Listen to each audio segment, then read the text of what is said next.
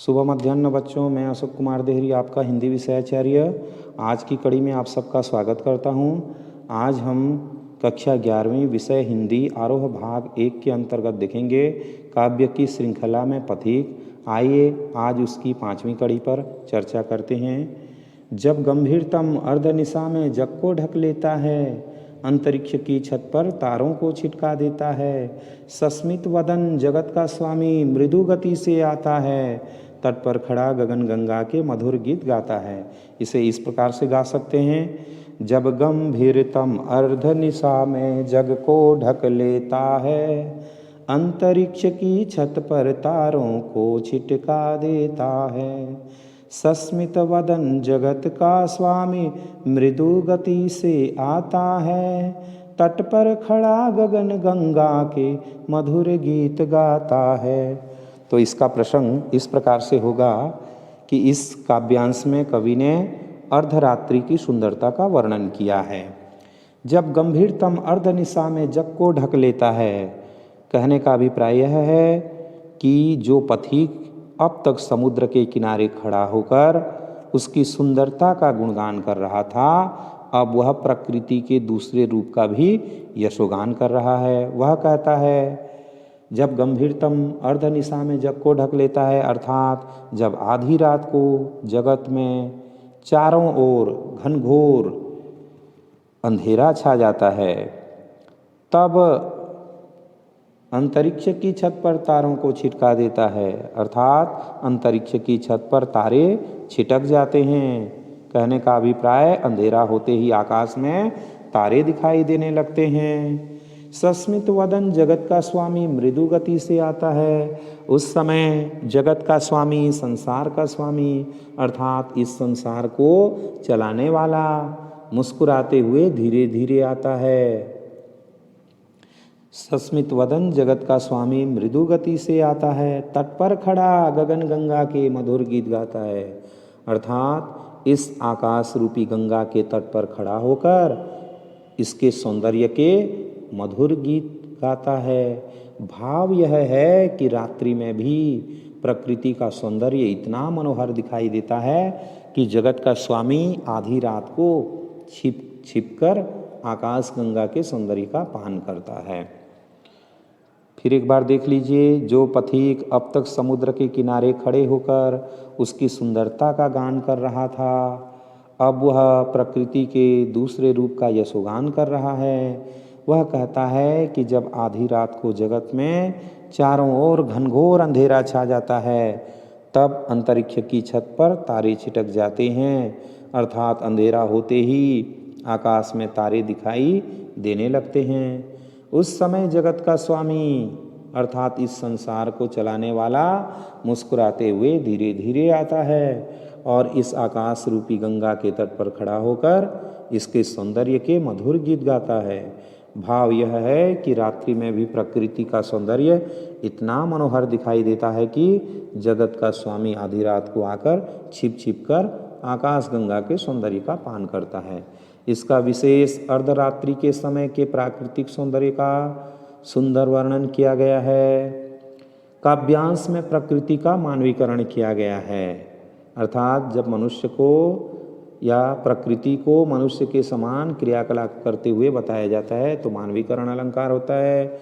अनुपास अलंकार की छटा कविता का सौंदर्य बढ़ाती है, जैसे गगन, गंगा, गीत, गाता, गौ गवर्ण की आवृत्ति होने से कविता का सौंदर्य बढ़ रही है। संस्कृतनिष्ठ हिंदी शब्दावली का प्रयोग हुआ है, जैसे तम, अर्ध, सस्मित, वदन, स्वामी, मृदु आदि, अर्थात तत्सम शब्दों का प्रयोग है। भाषा कोमल, मधुर तथा प्रवाहपूर्ण है। उससे ही विमुग्ध हो नभ में चंद्र विहंस देता है, वृक्ष विविध पत्तों पुष्पों से तन को सज लेता है, पक्षी हर्ष संभाल न सकते मुग्ध चहक उठते हैं, फूल सांस लेकर सुख की सानंद महक उठते हैं।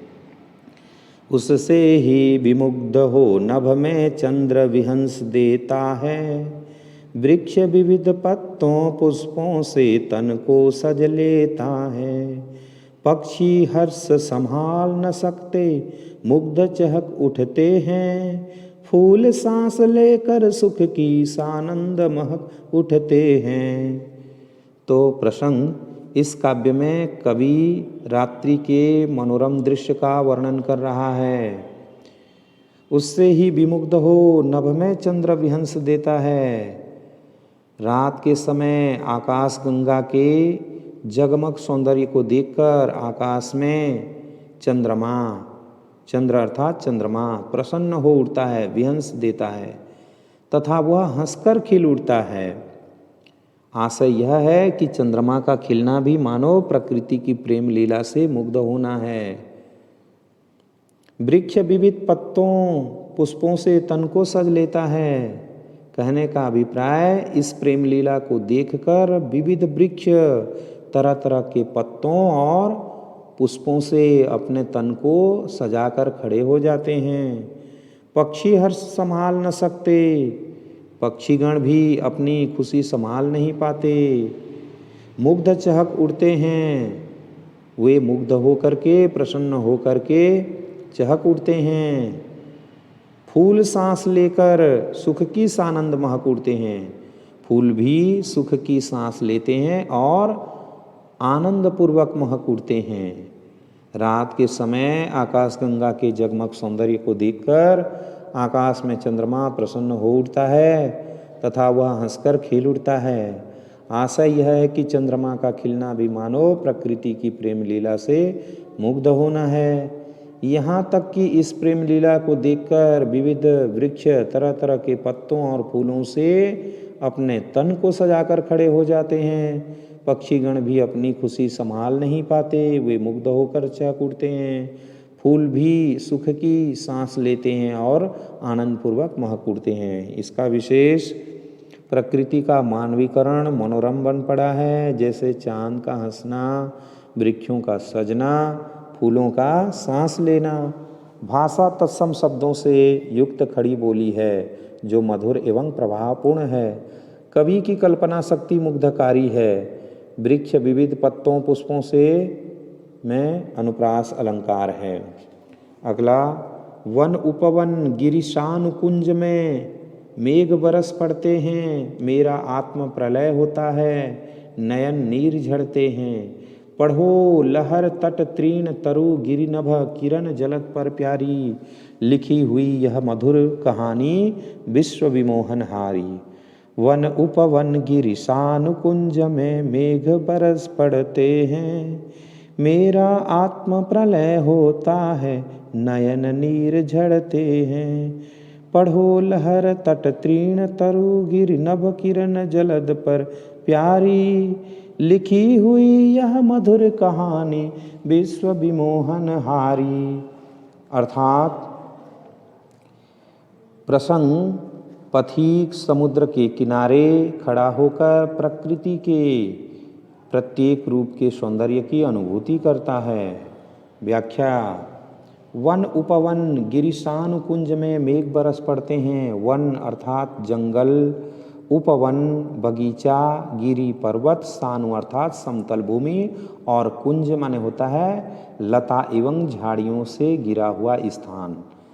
तो पथिक प्रकृति के सौंदर्य से अभिभूत है। वह कहता है वन उपवन गिरिशान कुंज में मेघ बरस पड़ते हैं, अर्थात प्रकृति की प्रेम लीला से वन, उपवन, पहाड़ और समतल भूमि व वनस्पतियों पर मेघ बरस पड़ते हैं। मेरा आत्म प्रलय होता है, स्वयं पथिक भी भावुक हो जाता है।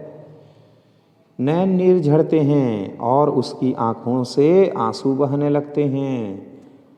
वह अपनी प्रिया से कहता है, पढ़ो लहर तट तृण तरु गिरि नभ किरण जलद पर प्यारी, अर्थात समुद्र की लहरों, किनारों, तिनकों, पेड़ों, पर्वतों, आकाश, किरण व बादलों पर लिखी हुई यह मधुर कहानी विश्व विमोहनहारी है। लिखी गई है विश्व को मोहित करने वाली कहानी को पढ़ो। प्यारी अर्थात वह कैसी है, बहुत प्यारी है। पथिक प्रकृति सौंदर्य से अभिभूत है। वह कहता है कि प्रकृति की प्रेम लीला से वन, उपवन, पहाड़, समतल भूमि और वनस्पतियों पर मेघ बरस पड़ते हैं। स्वयं पथिक भी भावुक हो जाता है और उसकी आंखों से आंसू बहने लगते हैं। वह अपनी प्रिया से कहता है कि समुद्र की लहरों, किनारों, तिनकों, पेड़ों, पर्वतों, आकाश, किरण व बादलों पर लिखी गई यह विश्व को मोहित करने वाली कहानी को पढ़ो, वह बहुत प्यारी है। विशेष प्रस्तुत काव्यांश में प्रेम की अलौकिकता, भाषा की स्वच्छता एवं कल्पना की स्वच्छंदता का अद्भुत संयोग है। वन, उपवन, नयन नीर, तट तृण, तरु तथा विश्व विमोहनहारी में अनुप्रास अलंकार है। संस्कृत निष्ठ खड़ी बोली का सुंदर प्रयोग किया गया है। भाषा सरल तथा प्रभावी है। तो आज के लिए इतना ही। आशा करता हूँ आज का वीडियो आपको ज़रूर अच्छा लगा होगा। यदि आपको अच्छा लगा हो तो प्लीज़ लाइक, शेयर और सब्सक्राइब करना न भूलें।